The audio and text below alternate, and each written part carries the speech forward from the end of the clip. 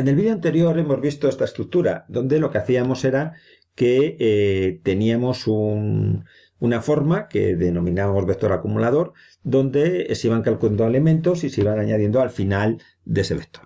Bien, como veis aquí, esto lo que haría es que el vector, el primer elemento lo tomaría, aquí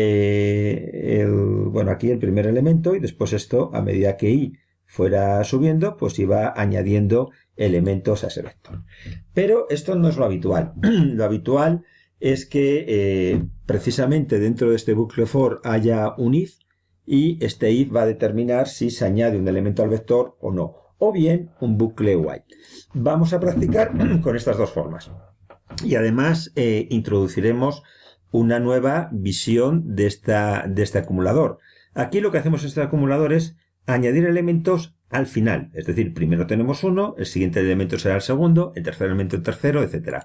Pero si cambiáramos el orden, si hiciéramos esto, ¿qué haríamos? Que los elementos se los añadimos al principio, es decir, se lo ponemos en la parte izquierda del elemento. Bien, pues es lo que vamos a practicar. Y lo vamos a practicar, voy a dejarlo como estaba, lo vamos a practicar con este ejemplo. Lo que vamos a hacer es un programa que parta de un vector que tiene una serie de números enteros o reales. Y lo que queremos es que primero determine cuáles son los enteros y a partir de esos enteros construya un vector v.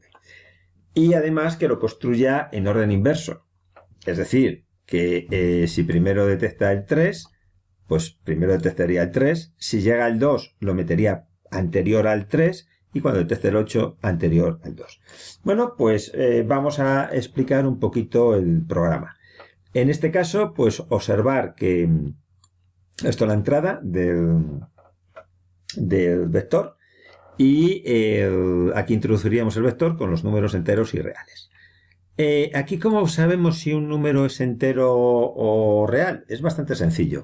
Esta función de aquí, lo que hace es que nos devuelve la parte entera de una expresión, de la expresión que haya entre paréntesis. En este caso es una variable, es el primer elemento del vector z, pero aquí podría ir cualquier expresión, a menos b, a dividido entre b, lo que fuera. Entonces, incluso un sumatorio. Bien, todo esto nos va a dar en PR entonces la parte entera de este número. Bueno, pues si cogemos el número y le restamos la parte entera, ¿qué ocurre? Que si ese número es entero, el resultado de esa resta es un 0.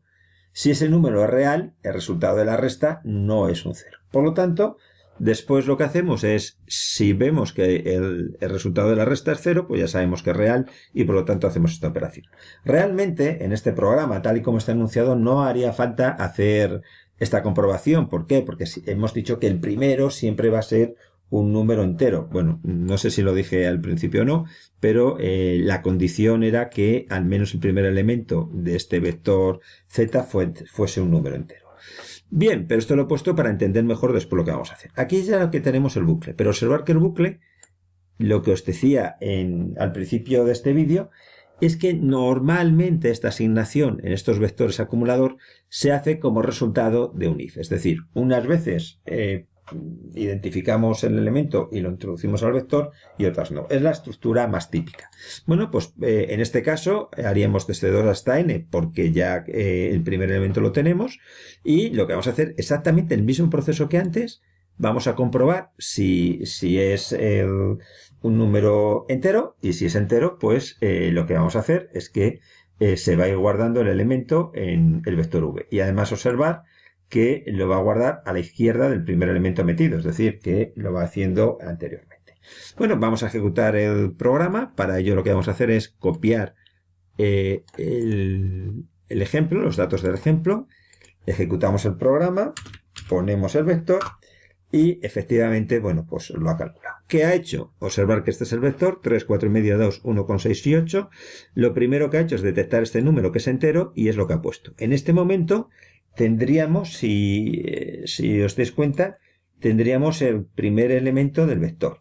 Es decir, que en la primera parte del programa, aquí tendría el 3. En la siguiente iteración ha detectado que el 2 es entero. ¿Dónde lo ha metido? Delante. Es decir, observar esta estructura. Por lo tanto, el 2 estará aquí. Después ha detectado el 8. ¿Dónde lo ha metido? Pues delante del 2 y del 3, es decir, aquí.